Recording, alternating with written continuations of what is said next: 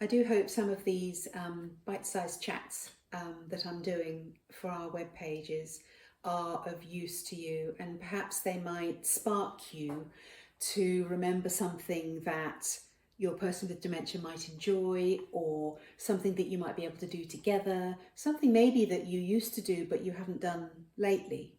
And you may have to tailor that thing, whatever it is, so that it's in little chunks. So rather than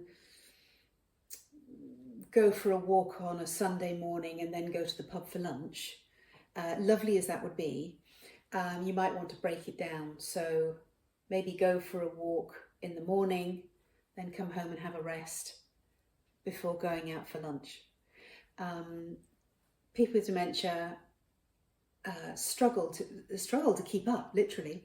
They start to walk more slowly, or they can start to walk more slowly.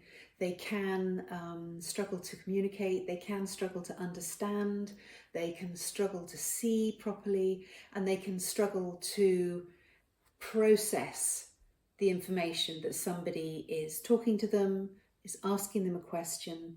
They need longer to process that, and then they need more time to work out what they're going to say in response. So if you ask somebody with dementia a question, as I've mentioned before, it's a bit like putting them in the mastermind chair.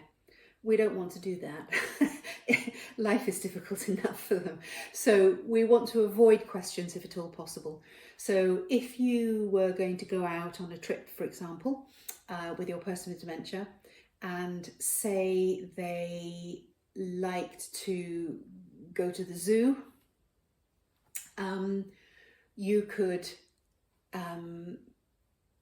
write it down in the diary as let's go to the zoo on Thursday, and then that morning show them the entry in the diary and say, it would be lovely to go to the zoo again.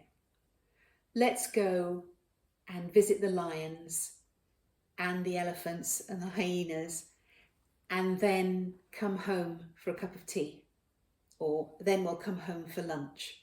So whereas before maybe you'd have spent the day there, you might want to just do it for a couple of hours.